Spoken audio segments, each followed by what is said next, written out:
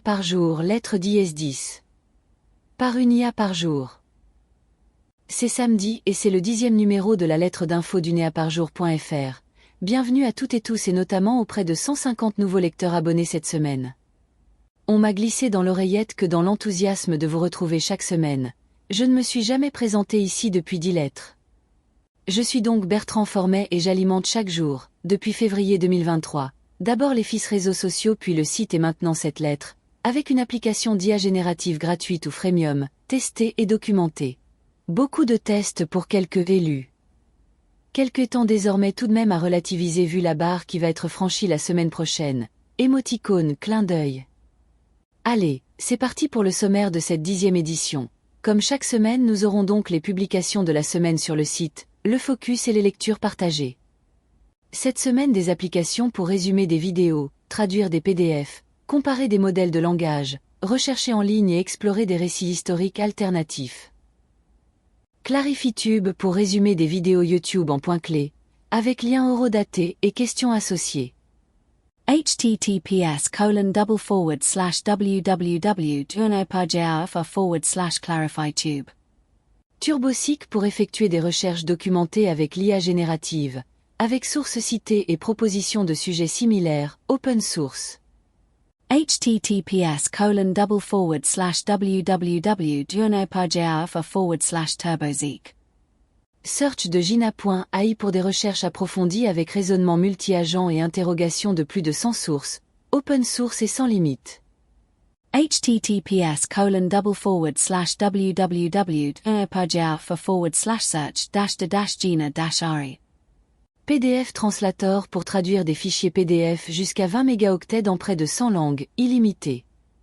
https://www.uneparjour.pdf-translator. LLM Stat pour comparer les performances et réponses de plus de 100 modèles de langage.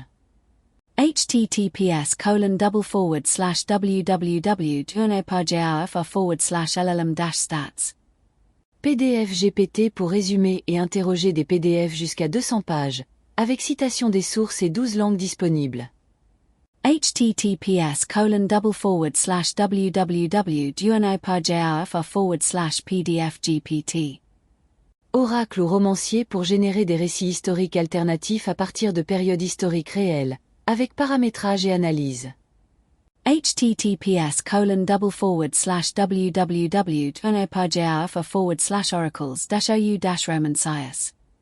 Avec un coup de cœur dans la liste de la semaine. Allons au focus de la semaine. Ce focus aurait pu se porter sur la recherche assistée par l'IA générative et les deux applications dédiées cette semaine, TurboSeek et Search de Gina.ai. Mais plus qu'un focus, ça sera un coup de cœur pour Oracle ou romancier d'Arthur Sarrazin. Un coup de cœur pour une application d'apparence assez simple. C'est peut-être un peu fort me direz-vous? Il n'en est rien, tant cette application coche selon moi des cases importantes. Tout d'abord, cette application est l'illustration finale d'une réflexion partagée à toutes et tous. Les modèles de langage font-ils des prédictions ou des simulations?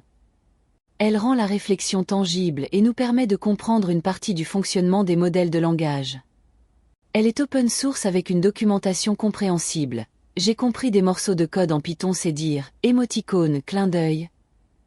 Et surtout elle permet un voyage passionnant dans le texte. D'un texte ancré dans l'histoire on va petit à petit insérer aux générations suivantes des grains divergents, grains plus ou moins gros selon la position des curseurs et passionnants à repérer, à augmenter, à jauger.